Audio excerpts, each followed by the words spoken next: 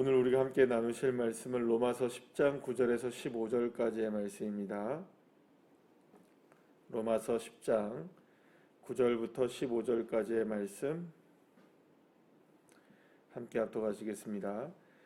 내가 만일 내 입으로 예수를 주로 시인하며 또 하나님께서 그를 죽은 자 가운데 살리신 것을 내 마음에 믿으면 구원을 받으리라. 사람이 마음으로 믿어 의에 이르고 입으로 시인하여 구원에 이르느니라. 성경에 이르되 누구든지 그를 믿는 자는 부끄러움을 당하지 아니하리라 하니 유대인이나 헬라인이나 차별이 없음이라 한 분이신 주께서 모든 사람의 주가 되사 그를 부르는 모든 사람에게 부요하시도다. 누구든지 주의 이름을 부르는 자는 구원을 받으리라.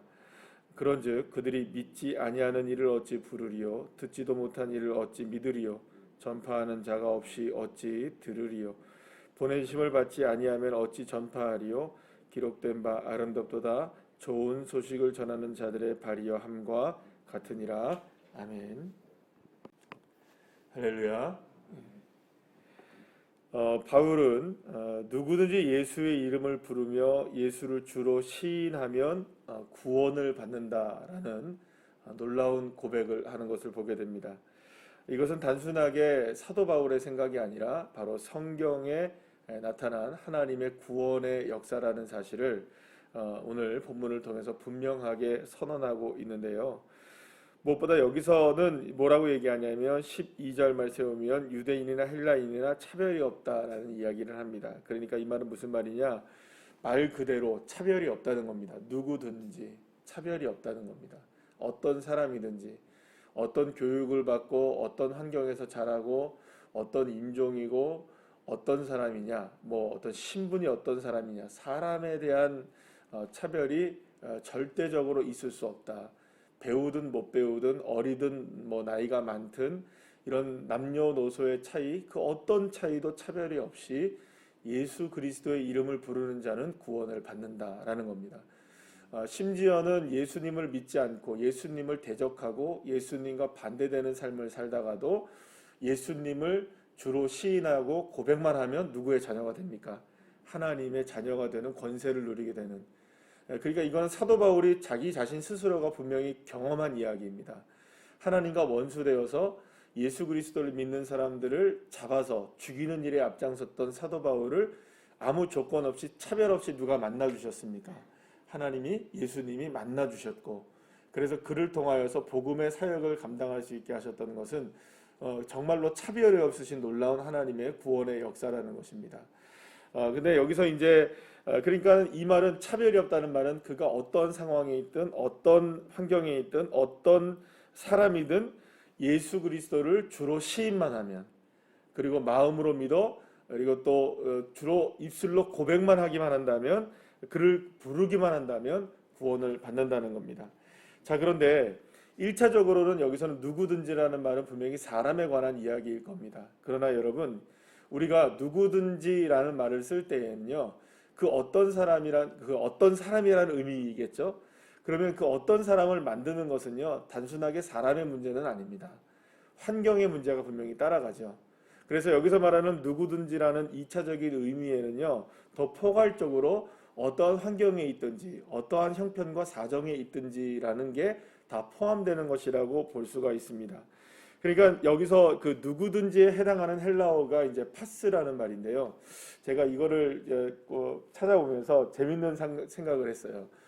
옛날에 여러분들 지금도 그렇지만 시골에 계시는 어르신들은 만병통치약 하나가 있습니다. 뭐죠? 파스입니다. 예, 만병통치약이 파스입니다. 머리가 아파도 파스를 붙이고, 속이 아파도 파스를 붙이고, 모든 게 예전에 그거를 이제 물론 뭐 시골에 계시는 어르신들이야 뭐 워낙 밭일들 논일들 많이 하시니까 여기저기 다 쓰시니까 만병통치약이 파스라는 거 우리가 이제 생각을 할 수 있는데, 옛날에 이제 뭐 제가 청년 담당하면서 부교육자 시절 때 아울리치라든지 이렇게 시골 같은 데 가서 어르신들하고 해보면 가장 좋은 선물이 뭔지 아세요? 집에 이게 방문할 때 전도할 때 쓸 때 저희들이 가져갔던 선물 중에 하나가 파스를 꼭 가져갑니다. 그러면 이제 어머니들 그렇게 좋아하세요. 할머니들이 그렇게 좋아하시는 거예요. 그러니까 파스. 그러니까 파스는 만병통치약이에요. 이럴 때도 붙이고 저럴 때도 붙이고. 예. 그 생각이 나요. 자, 그런데 이제 지금 제가 이제 말하는 그 파스는 아니고요. 이 헬라어의 이게 그 누구든지에 해당하는 헬라어가 이제 파스라는 말을 쓰고 있는데 이 파스의 뜻이 어떤 의미를 갖고 있냐면 이런 단어들의 뜻입니다. 모든, 어떤, 전부, 전체, 매일, 많은 것 이런 뜻을 갖고 있어요. 그러니까 누구든지라는 말이 단순하게 사람에게만 적용되는 것이 아니라 많은 것, 그러니까 매일매일 이런 의미도 누구든지의 의미에 포함이 되어 있고요. 어떤 것이든지 모든 것 이런 말이 전부 다 이 헬라어 파스에 다 포함이 되어 있는 말이에요. 그러니까 여러분 재미있지 않습니까? 누구든지라고 생각하면 우리는 사람만 생각하는데 사실은 그 사람을 만드는 것은 그 사람의 환경이에요. 그 사람이 경험하고 있는 지금의 형편이란 말이에요. 그러니까 지금 여기서 누구든지 주 예수의 이름을 부르는 자는 구원을 받고 누구든지 예수의 이름을 시인하면 구원을 받는다라고 했을 때 그거는 사람 한 사람의 문제가 아니라는 거예요. 물론 그 사람이 구원을 받는 건 맞지만 어떤 의미가 있겠습니까? 그러니까 결국에는 그 사람이 어떠한 환경에 있든지 어떠한 형편에 있든지 어떠한 상황 가운데 놓여 있든지 어제이든지 오늘이든지 내일이든지 무슨 일을 하고 있든지 어떤 모습에 처해 있든지 어떤 상황에서라도 누구의 이름을 부르는 겁니까? 예수 그리스도의 이름을 부르는 자는 구원을 받는다. 할렐루야. 그러니까 여러분 특히 이제 예수를 우리가 믿고 있는 사람들에게는 이게 과거의 일처럼 느껴질 수가 있어요. 왜냐하면 우리 이미 예수를 믿고 있고 또 예수를 구주로 시인했기 때문에 우리는 구원을 받았지. 이거는 우리에게 과거의 일이지라고 생각할 수 있을지 모르겠지만 전혀 그렇지 않습니다. 우리가 매일매일 아까 전에 파스의 뜻 가운데 매일이라는 뜻이 있다 그랬죠. 그러니까 매일매일 우리가 누구든지 매일매일 예수 그리스도의 이름을 외치면 우리의 형편과 사정이 어떠하든 우리가 어떠한 곳에 처해 있든 주 예수 그리스도를 마음으로 믿어서 주 예수 그리스도의 이름을 입으로 시인하고 내가 주 예수 그리스도의 이름을 부르는 자가 된다면 어떤 상황이든지 어떤 형편에 있든지 차별이 없이 하나님은 우리를 어떻게 하십니까? 구별 없이 구원하신다는 거예요. 사랑하는 여러분, 여러분들에게 이 구원의 놀라운 역사가 날마다 경험되어지시기를 간절히 축복합니다. 그래서 우리는 누구든지 어떤 상황에서든지 하나님의 이름을 부르고 예수 그리스도의 이름을 부르는 그런 믿음의 자녀가 되어야 되는 것입니다. 자, 그런데 여기서 그 누구든지 부르는 자는 구원을 얻는다라고 말씀하시면서 12절 말씀을 보면 이렇게 말씀합니다. 다시 한번 12절 말씀을 다 같이 한번 읽어볼까요? 시작.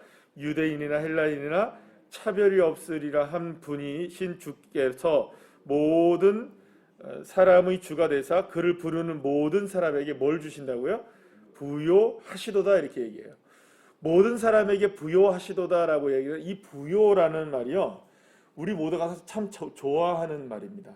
이 부요하다, 부요하시다. 이 말은 부요하다는 말은 부자가 된다는 말이에요. 그러니까 부요하다는 말은 물질적으로 굉장히 부요하게 된다는 의미를 갖고 있어요.